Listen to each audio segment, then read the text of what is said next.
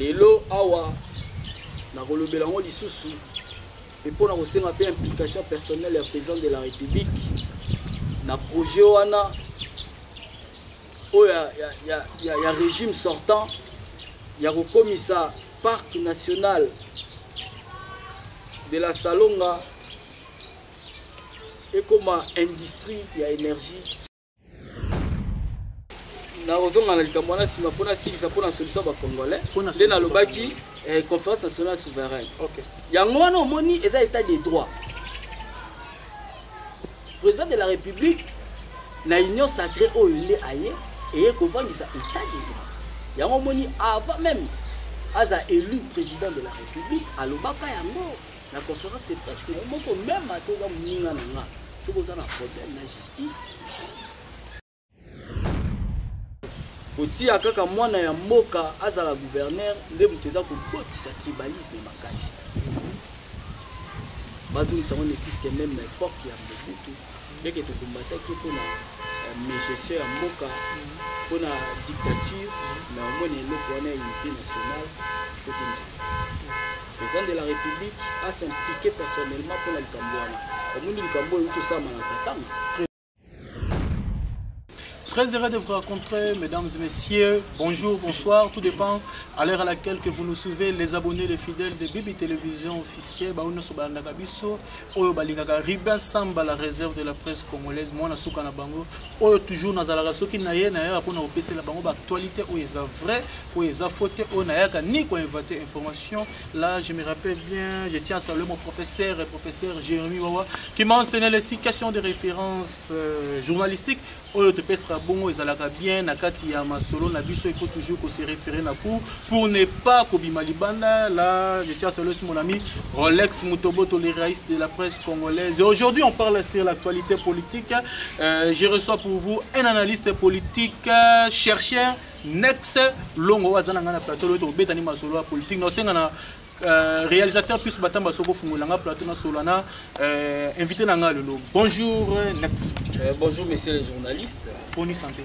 En tout cas, par la grâce de Dieu, ça va. Ça va. Bonne nuit. Et voilà, toi entamé directement aujourd'hui le président Félix Antoine Tshisekedi, qui est le président de la République démocratique du Congo, a en tête il y a l'Union africaine, en étant congolais, en étant jeune, impression. Merci monsieur le journaliste pour la question. Monsieur Félix Antoine Tshisekedi Tshilombo, actuel président de la République démocratique du Congo, chef de l'État, oui, et président en exercice de l'Union africaine. Très bien. Et Sali et Sengomini pour Nangai. Premièrement, pour na epesa yenguya lisusu pe makasi ya ko mettre fin la guerre ya Est. Soko tali tango azwaki kibokonzi na ye directement na Union africaine, alobaki azalaki trop pragmatique, akendaki musika te na ba discours ebele te, alobi aye kotia kimia na kati ya Afrika, aye kosilisa likambo ya Sahel. Quand je parle de barbarie du Sahel, Sahel ezali région moko semi-aride dans l'Afrique du Nord, séparée au nord par le désert du Sahara, au sud par les savanes tropicales. Donc ils ont renfermé 10 pays. Dans Sahel, ezali na ressources naturelles et ressources humaines moko abondantes. Donc ezali ko bloquer développement en région. Dans le bateau na ba guerre au salama na Mali, na Gambie, ba bloc wana nyoso wana, ba barbarie wana, président actuel président en exercice de l'Union africaine, Félix Antoine Tshisekedi Tshilombo, a eu pour mettre fin à l'Ikambwana, pour tirer kimia na Sahel, aussi sa barbarie ezali na RCA, Mozambique, et Est et République démocratique du Congo, ezali pays na yemoko d'origine.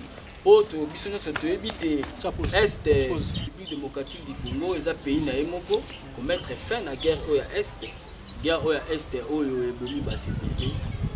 Oui, nous avons soumis na détail dans un rapport, il y a un organisme international, il y a un Nations Unies plus de 15 millions de Congolais massacrés na Est. Donc, président de la République, Félix Antoine Tshisekedi Tshilombo, actuel président de l'Union africaine, a mettre fin à la barbarie. En même temps, l'élection na Union africaine et permettre à ça la marketing, il y a démocratie, il y a droits humains, puis il y a développement durable dans la Katia. Voilà, très bien. Première question, là, merci beaucoup. Nous avons signalé à Moni Bing Baola Ndabiso Namich Oyo, Emmanuela Isangi, que j'ai salué de la part de Stuno Batamba l'international congolais, et sans oublier encore Shekina Zola Asbel Limité Nabiso. Pour nous, les ressortissants de Limité, c'est d'abord ce mieux, il y a aucun de s'adhérer à Katia Asbel Limité Nabiso.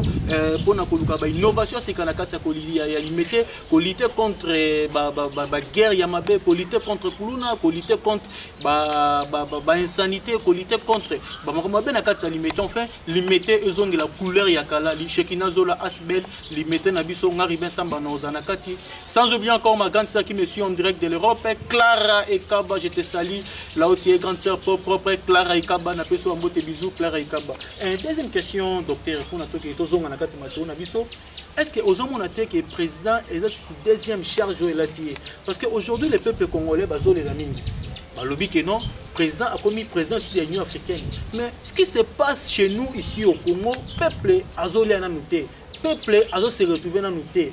Est-ce que charge wana Union africaine, charge wana est-ce que on a la capacité à diriger de deux à la fois? Bon, et ça pensa charge tout. Pour ce total, il faut qu'il développe dans la relation extérieure. Ce qui total République démocratique du Congo, avec le régime précédent, a perdu qui place dans le concert des nations. République démocratique du Congo est qui sous-considéré tout. Sur les Congolais, partout dans le monde, ils sont considérés. Mais avec le régime actuel, là Félix Antoine Tshisekedi Tshilombo, avec son système diplomatique, République démocratique du Congo, il faut retrouver le sous-place Nango. Et ça sous-place à Karaté, mais une place dithyrambique, c'est-à-dire très élogée dans le concert des nations. Le Congo peut se relever le Kambu,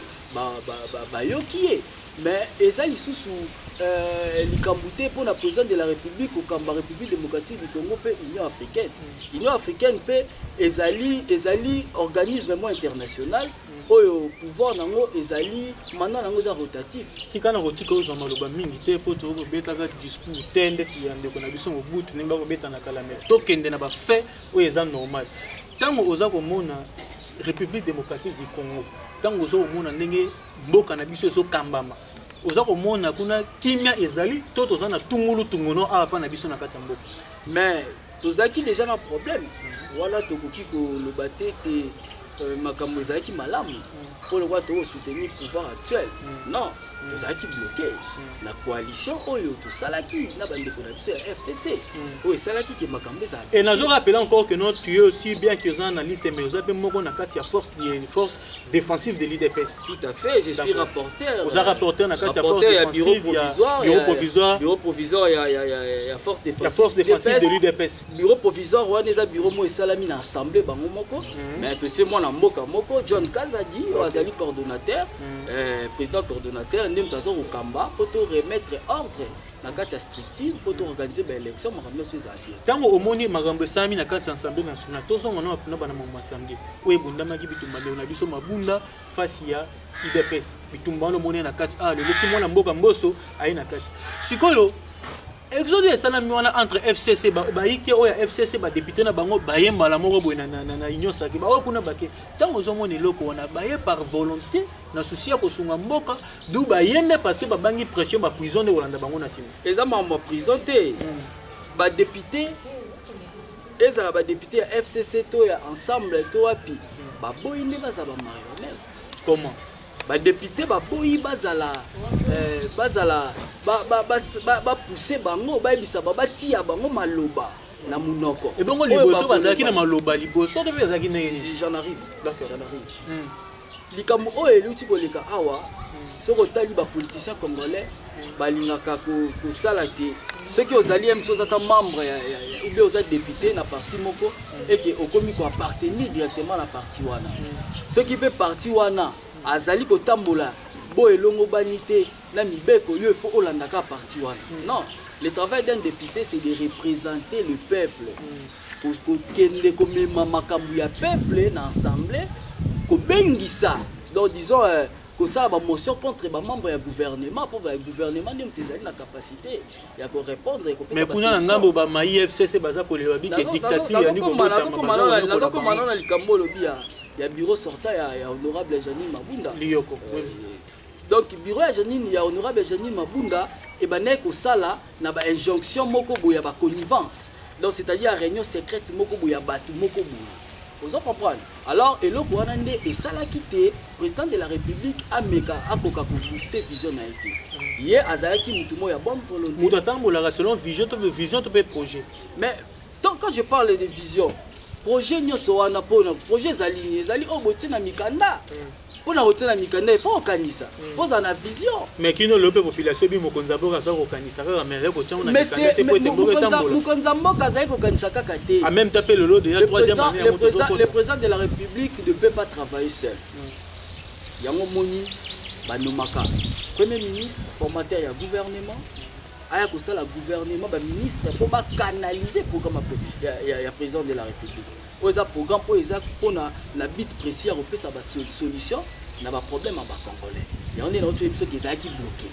Parce que le gouvernement, pour l'Assemblée nationale. Le président de l'Assemblée nationale a commis ça qui honorable Benjamin Mabunda a commis ça qui l'Assemblée nationale le eloko moya FCC.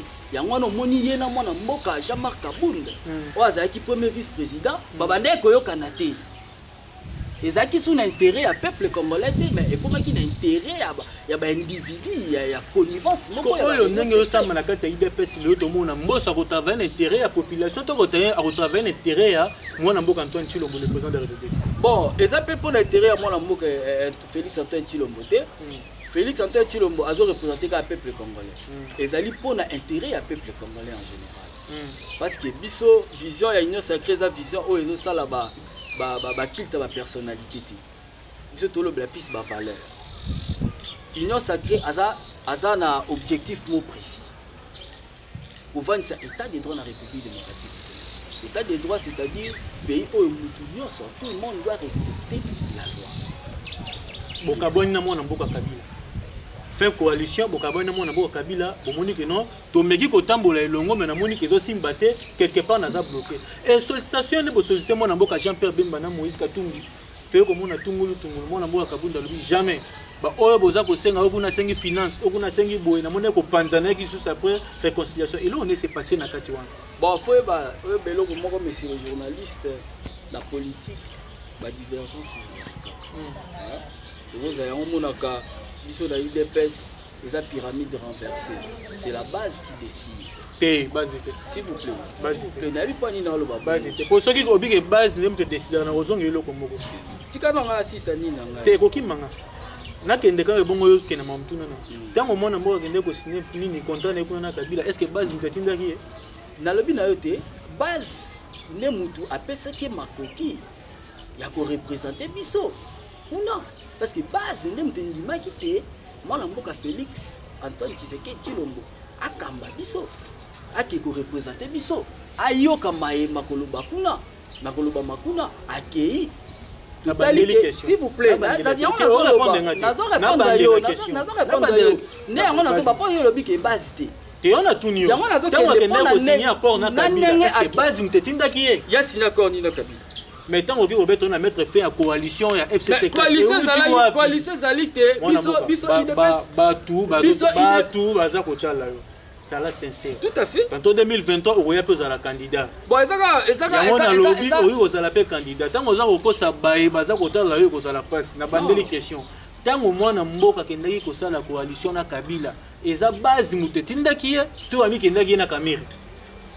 Ezaki contrat autre ça qui na FCC ça contrat d'individu bino ou soit moi na mboka Tshilombo na Kamere nde bakende ko signer coalition. Mon frère et monsieur le journaliste faut ebelo beaucoup président de la République azali congolais ya yambo tosali koyeba coalition wana esalami mpona nini ezali kaka pamba te mwana mboka Félix Tshisekedi aki asala coalition na bato ya FCC bandaka na babenga bakorompa ye akenda sala na bango aboya baluka kuta za premier ministre il avait refusé ezali na tina te biso peuple congolais to se bazaki trop na départ ya mwana mboka Kabila la présidence de la République totalaki makambo ba député te yango bango kuna babimisaki ba député belé alors ezalaki blocage pour na biso sur le plan démocratique et sengai kaka tolanda ba valeur démocratique to sa coalition na FCC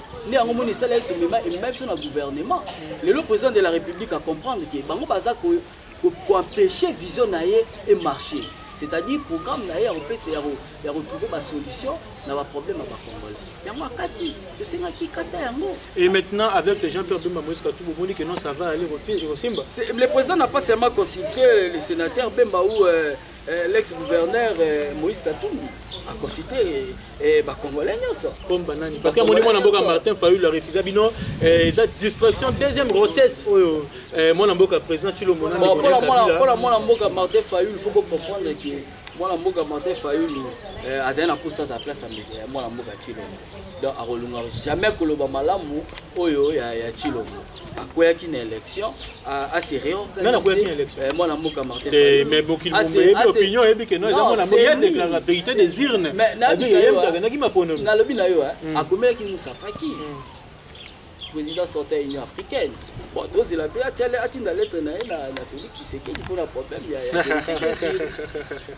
comme lettre pas Félix Tshisekedi pour la vérité des urnes il est le quoi actuel président en exercice à Union africaine pour atteindre les Kamunae au moins qui wana nyonso les ridicule c'est passé bateau ba conseiller pe ya mwana mboka honorable Martin Fayulu pas conseiller atiba makambo na parce que akoya ki déjà à se ressaisir à réorganiser système politique naie na mapona mezali koya ayeba soko saninga la opc conseil ya makasi milité mais ayeba te soki azaka kolana makambo vérité des urnes azaka kota mingi na kati ya population baza kolela Congo zo kendeka toujours du posote mais balobi que non biso toza bato to sola na population fait to ya koyebisa bino oyo eza koleka ndenge balobi que non bazela qui peut-être changement ya pouvoir oyo kosala na kati oyo bakolia ba kosepe tango musée à côté na kati ya bokonzi ezoki bango tante po na balia ba sepe mais alors le pouvoir ya mona mboka Tshilombo baza ko se retrouver te vie ezo changer te vous répondre ni bona watu wana et puis mais c'est les journalistes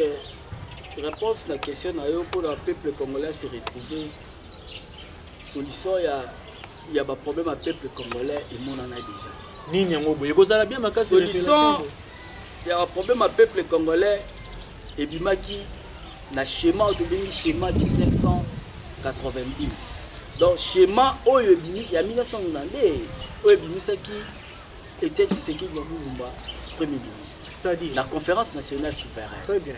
Vous comprenez? Ce qui oye na eloko lobby à musée. Musée muka se sentait qui bloqué. Vous comprenez? Donc il y a un débat national. Na kata débat national ba débataki. Mais solution propice oyo ba trouvaki pour na kobimisa peuple congolais na souterrain. Ils allaient kaka conférence nationale souveraine. Il faut bozonga kaka na mai oyo salamaki la conférence nationale souveraine. Ce qui est lié na dialogue intercongolais ba solo la qui mais sunga ki kaka la conférence nationale souveraine donc conférence nationale souveraine base na ngozala ki état de droit état de droit wana ya mwana omoni mona mboka Félix Antoine Tshisekedi Tshilombo baza kosali ye azali kaka mosaleli ya état de droit mais il y a quelqu'un qui avait combattu et pour cet état de droit, qui avait sacrifié toute sa vie pour cet état de droit. Et tel qui sait qu'il doit mourir. Ouazali père de la démocratie, la République démocratique. Donc il y a un vrai père de la démocratie. Bakongomani mingi bazali koloba ete vrai père de la démocratie eza mwana mboka Joseph Kabila.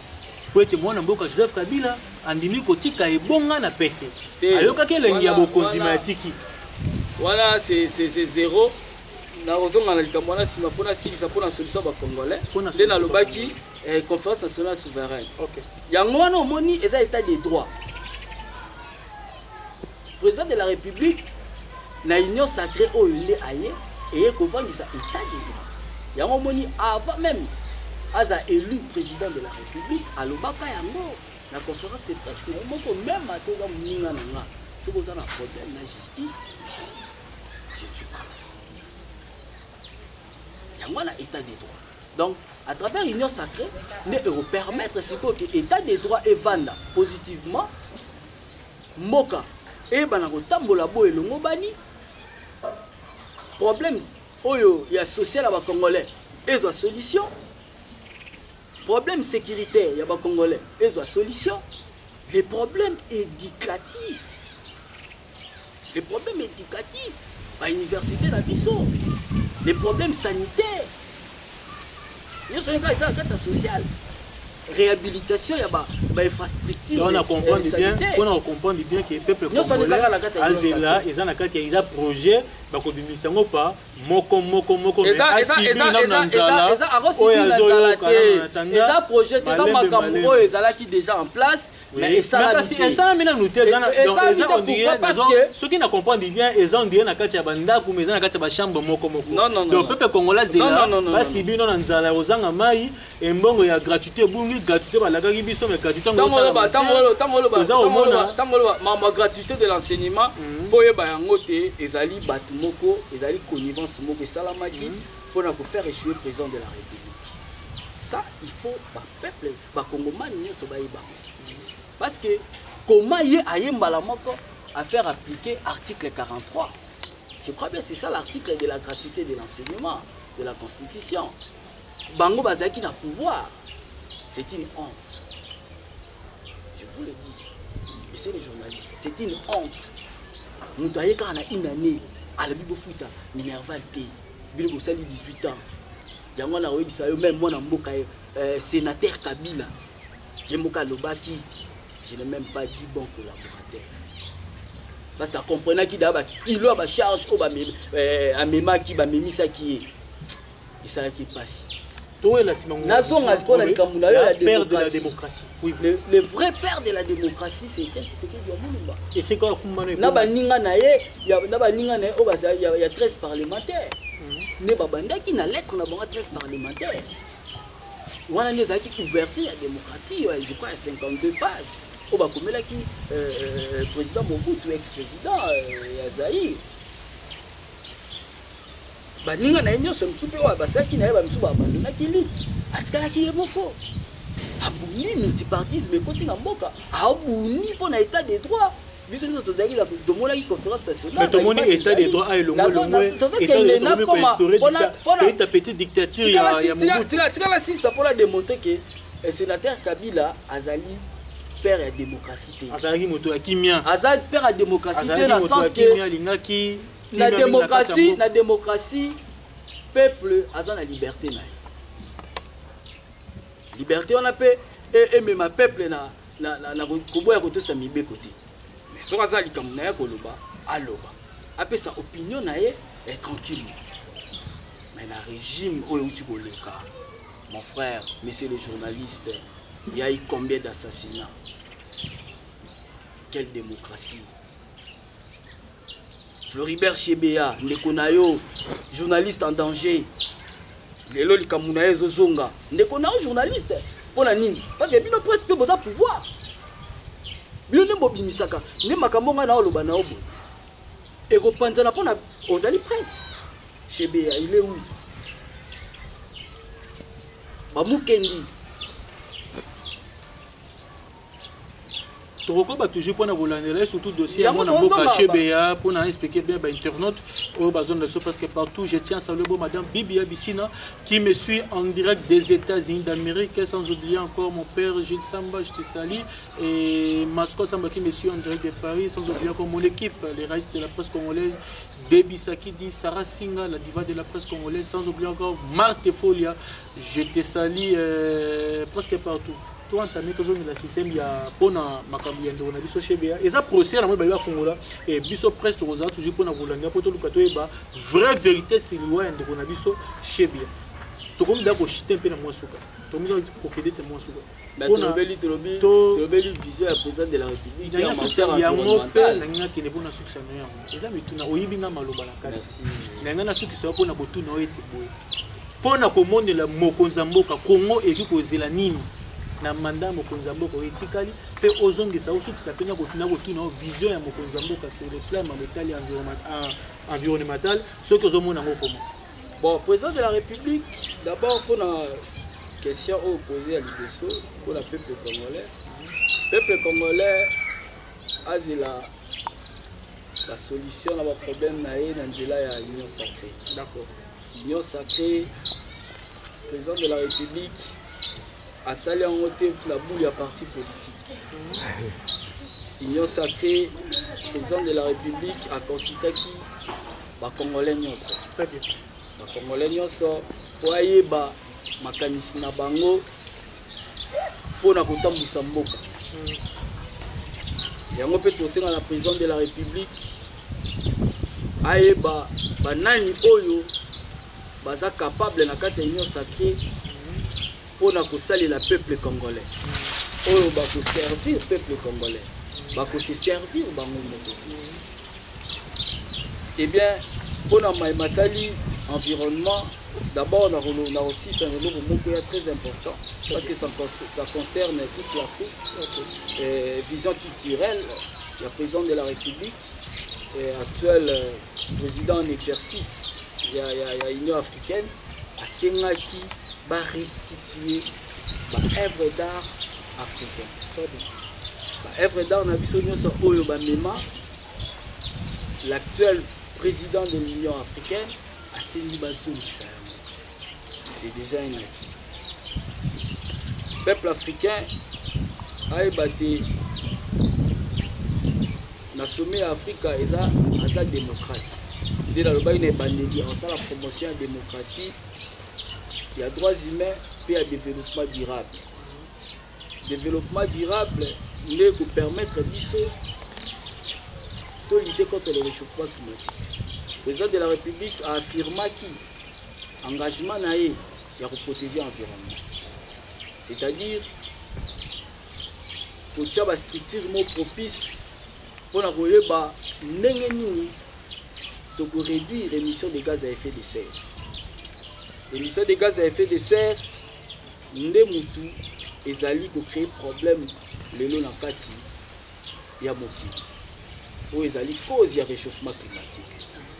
Réchauffement climatique, ils ont des conséquences. Les lots awa na rolobelango lisusu et pour na peu implication personnelle du président de la République na projet wana o ya régime sortant ya commissaire parc national de la Salonga et comme industrie ya énergie fossile. C'est-à-dire Togo bebisa biodiversité na biso. Faut boye belo au parc national de la Salonga, ils ont abrité 40% de la population mondiale. Il y a babonobo. Tout ça ba makaku misu bazakuna. Tout ça ba léopard bazali. Tout ça ba antilope. Alors exploitation, il y a pétrole, on va découvrir et ça a pétrole. Donc, pétrole, les alliés, énergie fossile, qui s'utilisait vraiment à 85%.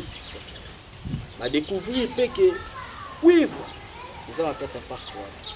Et on a enseigné un grand Équateur, grand Bandundu, grand Kassai, bas à la Soudé. On a le Cambo est un parc.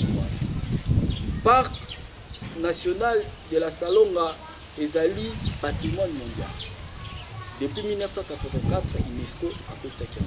Donc, le président de la République, il faut s'impliquer personnellement pour la macambone et exploiter le pétrole ici parce que ça mokili. Déjà émission de gaz à effet de serre à un pourcentage. Très bien. Pour nous qui salon un peu les net parce que mingue tu bandit début jusqu'à la fin.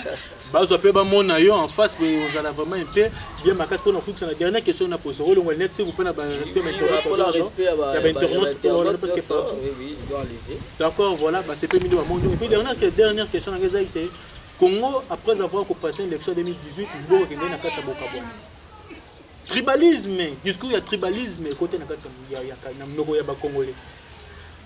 Mutabandu nande konanga muluba zande konanga ngana zande konanga muswali pas zande konanga en étant congolais jeune au monde que discours il y a tribalisme ni le zoa il y a place pour être inter la pour qui na élection ou a gagné na élection s'il faut conseiller koloba liloba moko na bato bazota la biso et le koni koloba oki koloba to enterrer pour la koloba likamoko to enterrer ba vision tribale merci très bien photo kundango boni il faut te dire marapé. À l'époque, ça il faut accepter. Donc il faut parler que Kabila Zagina Mabete. Kabila Mobutu. Très bien. Unité nationale. Unité nationale. Président Félix Tshisekedi a pensé si peu na ndenge ni ba gouverneur. Pour pas qu'il ait kamba ba province. Très bien. Oti akaka mwana ya mboka azala gouverneur nde muteza ko botisa tribalisme makasi. Bazou savons ne puisque même époque ya Mobutu beke to combattre ki pour na méchesse ya mboka pour na dictature mais au moins le point unité nationale faut que le président de la République a s'impliqué personnellement pour le Cambouana. Le Cambouana tout ça très bien. Na pasteur avec Namo na condamné avec ezali biloko moko boye ezali eza ba biloko ezo ko tinda batu na terrorisme. Jeunesse congolaise le lope faut comprendre le loko moko. Biso ba jeune na Congo ba respecter biso. Place na biso ezala kaka na ba lieu public.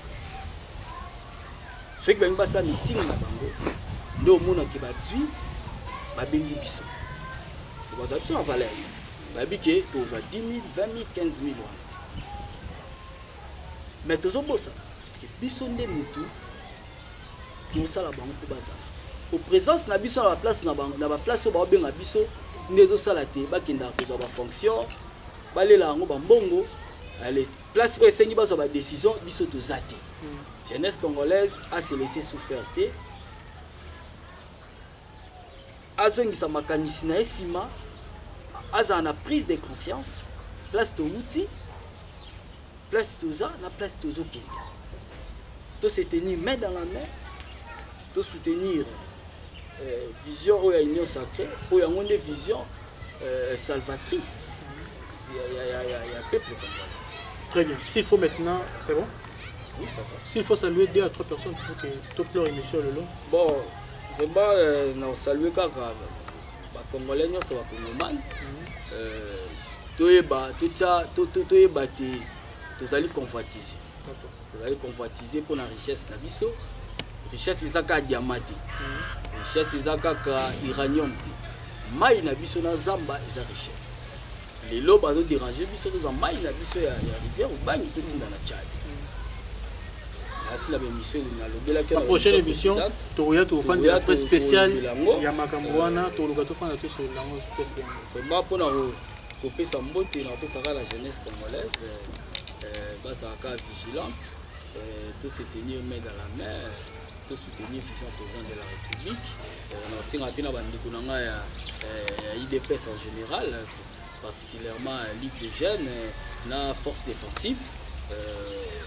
Tous à Bomoko, pour booster le président de la République. Merci. Très bien, merci. Sans oublier qu'il y a Bossani. Nous présentons ma sincère condoléance à la famille, à l'un des conseillers, à chef de l'État, Ototikabiso, Foumou Sabata Mouvier. C'était même prévu que nous puissions tourner une émission là avec lui, mais ça n'a pas tenu accueilli. À Tikibiso, en tout cas, paix à son âme, Mouvier, Foumou Sabata. Et en tout cas, ma famille biologique, et voire même famille professionnelle. Il y a Foumou Sabata, il y a IDPS, nous présentons ma sincère condoléance. J'espère que nous, après le programme, tu vas toujours participer. Il y a Oazalaki Mokonabiso, mon vieux na sens ya vie nanga moninga pe ndenge na koli quoi et puis aider nga pe toujours na conseil mambo belé Fumu Sabata nécessaire condoléances en tout cas il était sur Batsama de oui pour la Fumu Sabata vraiment paix à son âme récemment tozaki na ye tozola mingi na jardin et pas mettre toujours en bomba que je sali vraiment nzamba za na ye. Très bien. Paix à son âme, Fumu Sabata, l'un des conseillers du chef de l'État, et en tout cas, Zambazano. Et voilà, nous sommes arrivés à la fin, mesdames et messieurs, les abonnés, les fidèles de Bibi Télévision officielle. C'était bien là, Riban Samba, la réserve de la presse congolaise. Voilà, tout le monde presque Nasuka. Ceux qui bomona qui m'a bé. Oyo bomesana à travers ma critique de nos ça biso suma kasi ya koluka kokolisa ko améliorer musala sobe mona ki malamu ozamba bete toujours souvent pour encourager biso pour na tokolisa musala. Voilà les abonnés les fidèles de Bibi Télévision officielle, nous sommes arrivés à la fin. Je tiens à saluer Kian Dondoika qui me suit en direct de l'Allemagne, Isa Bisser na tourne en France, Jackie Kaya maman na Malimana Lorenzo, ingénieur Xavier Makwebo mon vieux à moi que j'aime beaucoup, ingénieur Xavier Makwebo et maman Daniela Pius Batamba la régie. Merci beaucoup, Pius Batamba. Et sans oublier encore Emmanuela Isangi, sans oublier encore Shekina Zola, Asbel, Limité Nabiso, Limité Zabiso, Photo Lignamo, presque trop. Nous sommes arrivés à la fin. Bye.